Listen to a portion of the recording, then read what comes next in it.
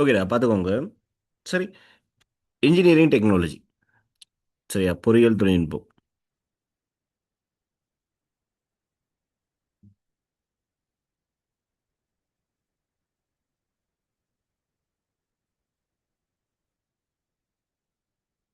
இதுல தரம் 12 பார்த்தோம் அப்படின்னு சொன்னார்.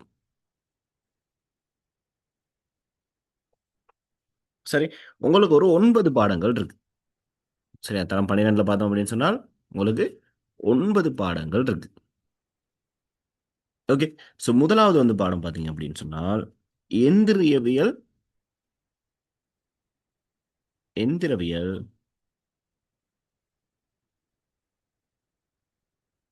தொழில்நுட்பம்,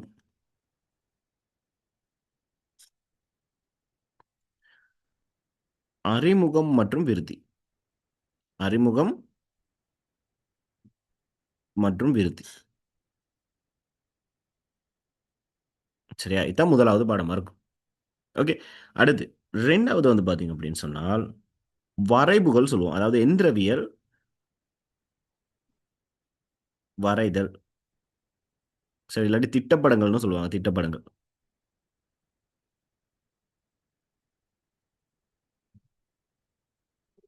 சரியா? அடுத்து மூணாவது பாதுகாப்பும் சுகுணலும். தேவைப்பட நோட் பண்ணிக்கோங்க. பாதுகாப்பும் சுகுணலும். சரி. அடுத்து நான்காவது பார்த்தீங்க அப்படின்னு சொன்னால் கட்டட நிர்மாணிப்பு. அதாவது அடிப்படை கட்டிட நிர்மாணிப்பு. அடிப்படை கட்டட நிர்மாணிப்பு. அதாவது பேசிக் பில்டிங் கன்ஸ்ட்ரக்ஷன் சொல்லுவோம். ஓகேவா? ஸோ இந்த 4 பாடங்களும் கட்டாயம் நீங்க ஃபர்ஸ்ட் டைம் எக்ஸாம்க்கு தெரிஞ்சிருக்கணும். இந்த 3 பாடங்கள் முதல்ல இருக்க 3 பாடங்களும் இந்த கட்டட நிர்மாணிப்பு இருக்கு தானே, அடிப்படை கட்டட நிர்மாணிப்பு. இதில் வந்து ஒரு ஆஃப் செக்ஷனும் நீங்கள் தெரிய படிச்சிருந்தீங்கன்னா ஓகே ஃபர்ஸ்ட் டைம் எக்ஸாம்க்கு. சரி. அடுத்து அஞ்சாவது வந்து பார்த்தீங்க அப்படின்னு சொன்னால் இயக்க வகைகள். சரியா? இயக்க வகைகள் அதாவது பொறிகளின் இயக்கங்கள்னு சொல்லுவாங்க. இயக்க வகைகள்னு சொன்னாலும் ஓகே.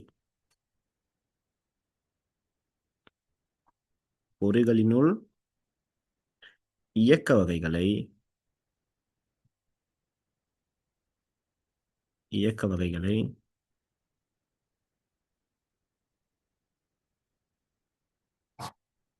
கையாளும் நுட்பம். சரி, இயக்க வகைகள் தான் அந்த பாடத்தை நார்மலாக ஷார்ட்டாக சொல்றதா இருந்தால் இயக்க வகைகள்னு சொல்லலாம். சரியா? அடுத்து ஆறாவது அடிப்படை மோட்டார் வாகன தொழில்நுட்பம். அதாவது ஆட்டோமொபைல்னு சொல்லுவோம். பேசிக் ஆட்டோமொபைல் டெக்னாலஜி.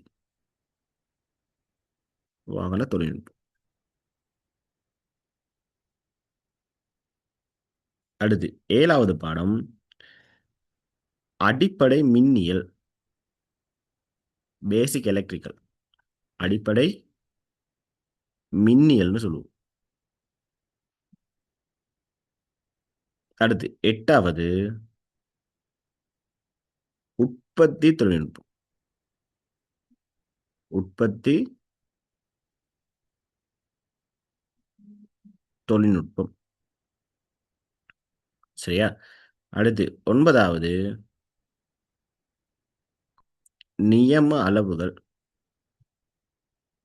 நியம அளவுகள் இல்லைன்னு சொன்னால் அளவீட்டு உபகரணங்கள்னு சொல்லலாம். அளவீட்டு உபகரணங்கள். சரி. இவ்வளவு தான். இந்த 9 பாடங்கள் தான் என்ன இருக்கு தரம் 12ல இருக்கு. இந்த தரம் 12ல உள்ள இந்த சிலபஸை பார்த்தீங்கன்னு சொன்னாலே இதுலயே ஃபுல்லா கேள்வி வந்துடும். சரி, இதுலயே அரைவாசி கேள்விகள் வந்துடும். இந்த உற்பத்தி தொழில்நுட்பம் ப்ரொடக்ஷன் டெக்னாலஜி இருக்கு தானே, இது கட்டாயம் ஒரு எஸ்ஏ வரும். இது கட்டாயம் ஒரு எஸ்ஏ வரும். எஸ்ஏ கேள்வியில வரும். எலக்ட்ரிக்கல் வரும். எலக்ட்ரிக்கல் 13லேயும் ஒரு பாடம் இருக்கு, அதை சேர்த்து வரும். இது ஆட்டோமொபைல் வரும். சரியா? அடுத்து பார்த்தீங்க அப்படின்னு சொன்னால் பேசிக் பில்டிங் கன்ஸ்ட்ரக்ஷன் இதுவும் முக்கியம். ஓகே. இதுக்கு அடுத்து பார்த்தீங்க அப்படின்னு சொன்னால் சேஃப்டி நார்மலாக வரும். இன்ஜினியரிங் ட்ராயிங் கட்டாயம் ஃபஸ்ட்டு ஸ்ட்ரக்சரே அதுதான் வரும். ஃபஸ்ட்டு ஸ்ட்ரக்சரே வந்து உங்களுக்கு இதுதான் வரும்.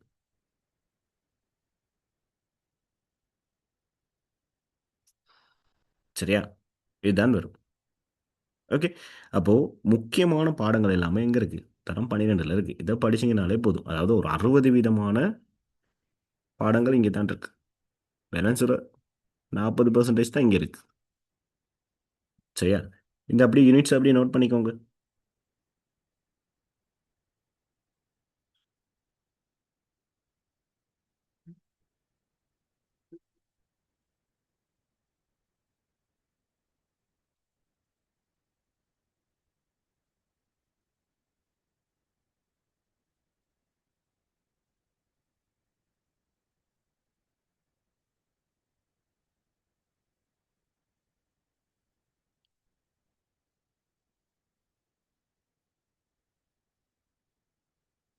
அடுத்து பார்ப்போம். தரம் 13ல இருக்க பாடங்கள்.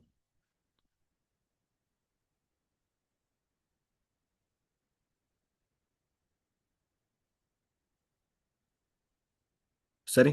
இங்க அதாவது யூனிட் 10ன்னு எடுப்போம். சரி, இங்க 9 வரைக்கும் வந்துருச்சுன்னா இங்க 10ன்னு எடுப்போம். பொறியியல் தர நியமங்கள்னு இருக்கு. அதாவது என்னென்ன இப்போ எஸ்எல்எஸ் தர சான்றிதழ் வந்து என்னென்ன மாரி? சரி, அது என்னது? எங்க தருவாங்க? அப்படி. சரி. இப்போ ப்ளொக்கல் அப்படின்னு சொன்னா என்ன எஸ்எல்எஸ்? செங்கல் அப்படின்னு சொன்னா என்னது? அப்படி.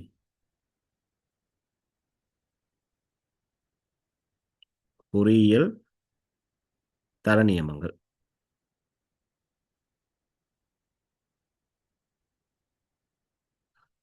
அடுத்து மின்வலு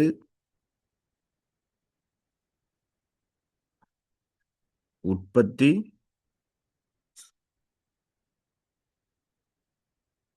ஊடுகடத்தல், விநியோகித்தல். அதாவது பவர் ஜெனரேஷன், டிரான்ஸ்மிஷன். சரியா? அடுத்து சப்ளை, டிஸ்ட்ரிபியூஷன் வரும்.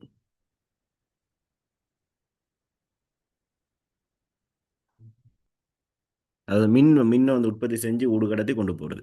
சரி. அதாவது இதுல இந்த பேசிக் எலக்ட்ரிக்கல்ல உள்ள பேலன்ஸ் உள்ள பாடம். சரியா? இதுல இருந்து அடுத்த ஒரு யூனிட்டா இதுல இருந்து இதுக்கு அப்படியே தொடர்ந்து வர மாதிரி வரும். அடுத்து அடிப்படை மின் இலத்திரனியல் தொழில்நுட்பம், எலக்ட்ரானிக்ஸ். எலக்ட்ரிக்கல் வேற, எலக்ட்ரானிக்ஸ் வேற. சரியா? இலத்திரனியல்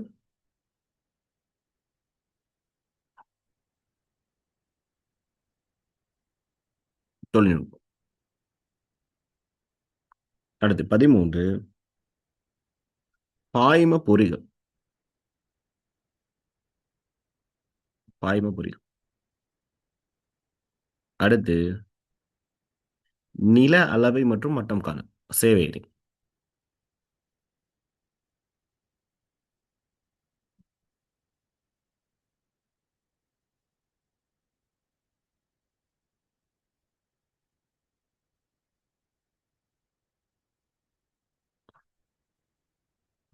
சரியா? அடுத்து வீட்டு நீர் வழங்கல். அதாவது water supply and drainage system. சரியா?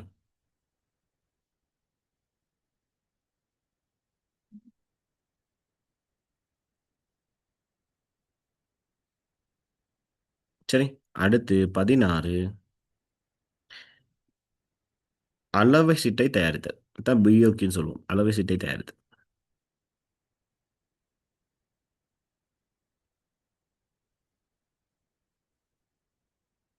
சரி. அடுத்து 17 முயற்சியாண்மை.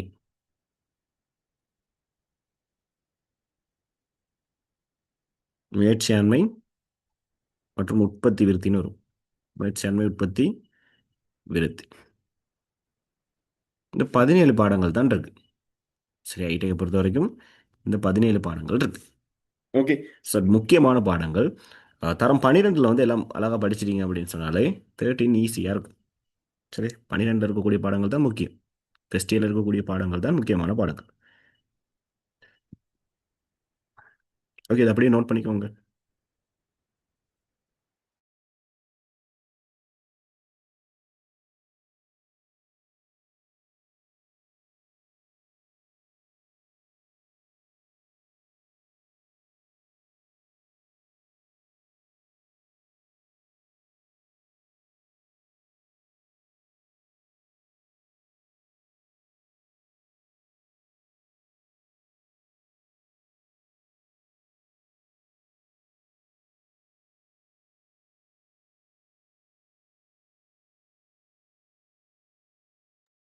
இப்போ நான் படிக்கும்போது இப்போ இந்த பாடத்தை விட்டுட்டு அடுத்த பாடத்தை அப்படி போக மாட்டோம் சரியா ஓடுறா தான் போகும் இப்போ ஒவ்வொரு பாடமும் என்ன செய்யும் இப்படியே ஓடரா போகும்.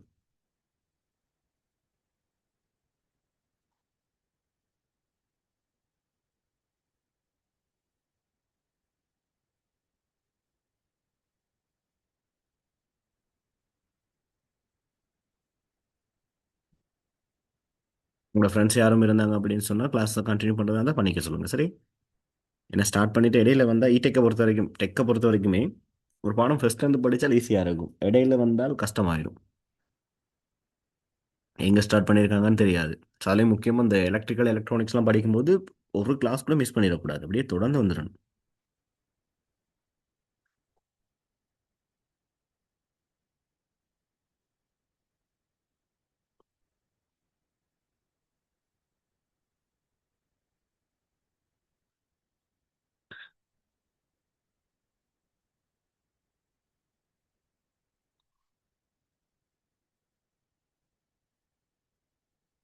ஓகே டவுட் எதுவும் இருந்தால் சொல்லுங்கள் தக்ஷாலன் என்ன மாதிரி தக்ஷாலன். டவுட்னு சொல்கிற பேசுகிறதா இருந்தால் பிரச்சனை இல்லை நான் வேணா அட்மிட் பண்ணி தரலாம்.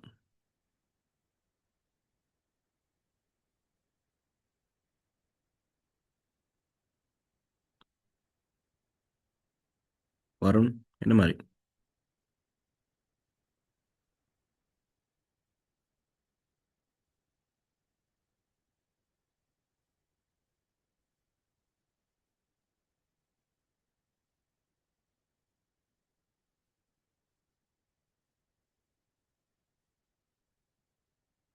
ஓகேவா நோட் பண்ணிட்டீங்களா.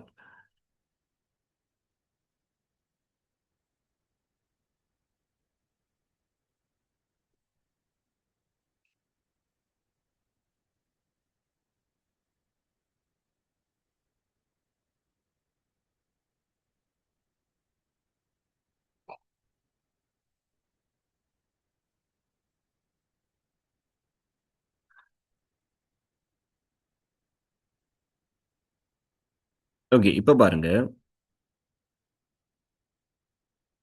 இதுதானே இந்த வினா கட்டமைப்பு. சரி இப்போ நம்ம என்னென்ன யூனிட்ஸ் இருக்குன்னு அங்கே பார்த்தோம் தானே. அங்கே பார்த்ததுல பாருங்க இந்த வினாத்தாள் ஒன்றுன்னு சொல்லி பார்த்தோம். பார்ட் ஒன் பார்த்தோம். 5 விடை இருக்கும் 50 கேள்விகள் இருக்குன்னு பார்த்தோம். இதில் எங்கெங்க இருந்து வரும் அப்படிங்கிறத தான் சொல்கிறாங்க. இப்போ எந்திரவியல் தொழில்நுட்பம் அறிமுகம் பார்த்தோம் தானே முதலாவது பாடம். அதில் பார்த்தீங்கன்னு சொன்னால் ஒரு எம்சிக்கு தான் வரும். இந்த குடிசார் தொழில்நுட்பவியல்னு இருக்கு தானே. குடிசார் தொழில்நுட்பவியல். ஓகே இந்த குடிசார் தொழில்நுட்பவியல் அப்படிங்கிறது இதில் வந்து வரக்கூடிய பாடங்கள் வந்து பாருங்க. குடிசார் தொழில்நுட்பவியல்ல இந்த 4வது யூனிட் வரும். சரியா இந்த 4வது யூனிட் வரும். ஓகே ஸோ இங்கே இருக்கிற பாடம் இதுதான்.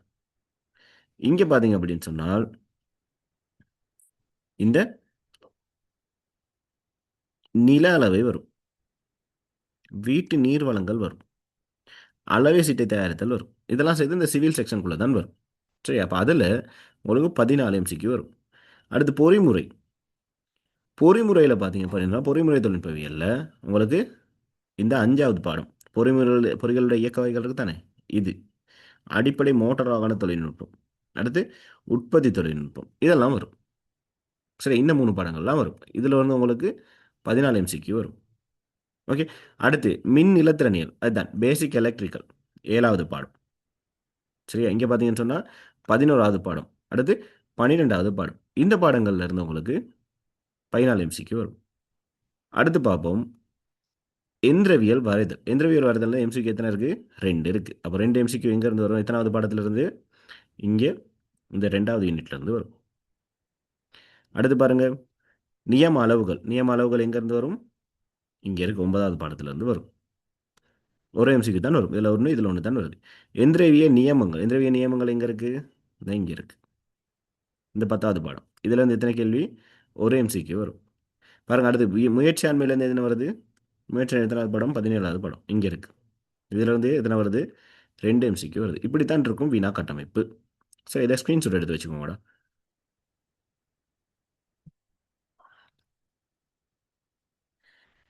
இதுக்கு தேவைப்படும் பின்னாடி எப்பயாவது தேவைப்படும் நம்மளும் நோட் பண்ணி வச்சுக்கோங்க.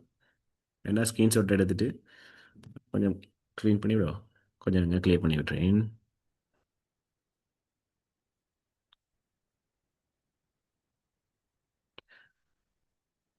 ஓகே. இதை அப்படியே ஸ்க்ரீன்ஷாட் எடுத்துட்டு எடுத்து எடுத்து வச்சுக்கிட்டாலும் நல்லா எழுதி வச்சுக்கிட்டாலும் ஓகே தான்.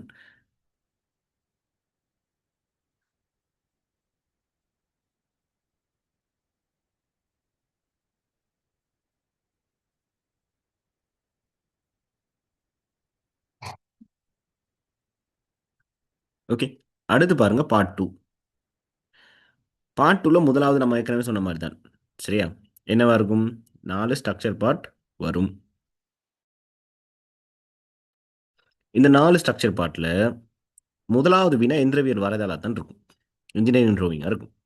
அதுக்கு அடுத்து ரெண்டாவது இது வந்து ஸ்ட்ரக்சர் பார்ட் வந்து பார்த்தீங்க அப்படின்னு சொன்னால் எல்லாமே, அதாவது குடிசார் பொறிமுறை மின்னில திறனியல், இந்த 3 செக்ஷனுமே சேர்ந்த மாதிரி வரும். மூணாவது ஸ்ட்ரக்சரும் அப்படிதான், எல்லாமே சேர்ந்த மாதிரி வரும். நாலாவதுல வந்து பார்த்தீங்கன்னு சொன்னால் முயற்சியாண்மை, பொதுவாக முயற்சியாண்மை தான் இருக்கும். அதோட நியமங்கள், விவரக்கூற்றுக்கு, அளவீடுகள், சுகாதாரம், பாதுகாப்பு இதெல்லாம் சேர்ந்த மாதிரி வரும். சரியா? அப்போ இப்படி வரும். இங்க பாத்தீங்க அப்படின்னு சொன்னால் பகுதி பிசிடி இதுல எஸ்ஐ கேள்விகள்ல குடிசார் இருக்கும், மின்னிலத்திரியல் இருக்கும், பொறிமுறை தொழில்நுட்பியல் இருக்கும். ஓகே. வினாத்தாள் 2 பார்ட் 2க்கு தான் இதெல்லாம் வருது. அதாவது 4 என்ன செய்யணும், நீங்கள் ஸ்ட்ரக்சர் பார்ட் இருக்கும், 4 எஸ்ஐ கேள்வி செய்யணும்.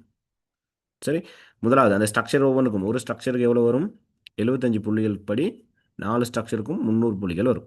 இந்த எஸ்ஐ பாருங்கள், குடிசார்லேருந்து நீங்கள் ஒன்று செய்யணும், மின்னிலிருந்து மின்னிலத்திறனியலில் ஒன்று செய்வீங்க, பொறிமுறையில் ஒன்று செய்வீங்க. அப்போது 3 எஸ்ஐ, ஏதாவது ஒன்றுலேருந்து 2 செய்வீங்க. இன்னொன்று செஞ்சால் 4 எஸ்ஐ வந்துடும். இந்த 4 எஸ்ஐக்கும் உங்களுக்கு ஒன்றுக்கு வந்து 100 புள்ளிகள் படி 400 புள்ளிகள் வரும். மொத்தம் 700 புள்ளிகள் வரும். இந்த 700 புள்ளியை என்ன செய்வாங்க, என்ன செய்வாங்க பாருங்க. வினாத்தாள் ஒன்றுக்கு, சரியா, வினாத்தாள் ஒன்றுக்கு கடைசியாக கொண்டு வருவாங்க என்னத்துக்கு, 35 புள்ளிகளுக்கு கொண்டு வருவாங்க. சரி, 50க்கு என்ன செய்வாங்க, 35 கொண்டு வருவாங்க. ஓகே. அடுத்து வினாத்தாள் 2 700 புள்ளிகளை 20ஆல் பிரித்து உங்களுக்கு என்ன செய்வாங்க, அதையும் 35 கொண்டு வருவாங்க. அடுத்து செய்முறை பரீட்சை ப்ராக்டிக்கல் எக்ஸாம் 600, 6 ப்ராக்டிக்கல் தானே, 6 ஒன்றுக்கு 100க்கு மார்க்ஸ் போடுவாங்க. போட்டு கடைசியாக 20ஆல் பிரித்து உங்களுக்கு 30க்கு கொண்டு வருவாங்க. கடைசி உங்களுக்கு மார்க்ஸ் வந்து 100 புள்ளிகளுக்கு எத்தனைன்னு சொல்லி வரும். இப்படி தான் இருக்கும். என்னது இந்த புள்ளி, இறுதி புள்ளி வந்து வர்றது இப்படி தான் இருக்கும். சரியா? அப்போது இந்தந்த யூனிட்ஸ் தான் வரப்போகுது. இவ்வளோ தான் introduction class. Okay. So doubt எதுவும் இருந்தால் நீங்கள் தாராளமாக கேட்கலாம். இதுகள் தேவைப்பட்ட நான் வேணால் இதை வேணால் உங்களுக்கு ஸ்க்ரீன்ஷாட் அடித்து அனுப்பி விட்டுறேன். சரி, வேறு எதாவது டவுட் எதுவும் இருந்தால் கேளுங்க. கிளாஸ் வந்து கண்டினியூவாக இனி வந்து கண்டினியூவாக வரப்போகிறோம் அப்படிங்கிறவங்க எனக்கு ஒருக்க இன்றைக்கி ஒருக்க உங்களோட ஏற்கனவே ரெஜிஸ்டர் பண்ணியிருப்பீங்க தானே, அவங்க பேரை மட்டும் போட்டு விடுங்க. சரி, கிளாஸ் கண்டினியூ வரவங்க பேரை மட்டும் போட்டு விடுங்க. நான் ரெஜிஸ்ட்ரேஷன் இது வந்து எப்படி, அடுத்து பேமெண்ட், அதாவது கிளாஸ் ஃபீஸ் வந்து எப்படி அப்படிங்கிறத நான் சொல்லிவிட்டேன். ஓகே. ஸோ டவுட் அது மாதிரி தான் கேளுங்க. எப்போதுமே கிளாஸ் வந்து பார்த்தீங்கன்னு சொன்னால் சாட்டர்டே சண்டேயில் 7 மணிலேருந்து இருக்கும். 7 மணிலேருந்து 8:30 இல்லாட்டி 9 மணி வரைக்கும் இருக்கும். ஸோ இந்த டைமை நீங்கள் என்ன செஞ்சுக்கோங்க, இடெக் படிக்கிறதுக்காக வச்சுக்கோங்க. ஓகேவா? ஸோ டவுட் எதுவும் இருந்தால் நீங்கள் தான் கண்டிப்பாக கேட்கலாம். சரி, ஸோ அடுத்த கிளாஸில் பார்க்கலாம். தேங்க்யூ.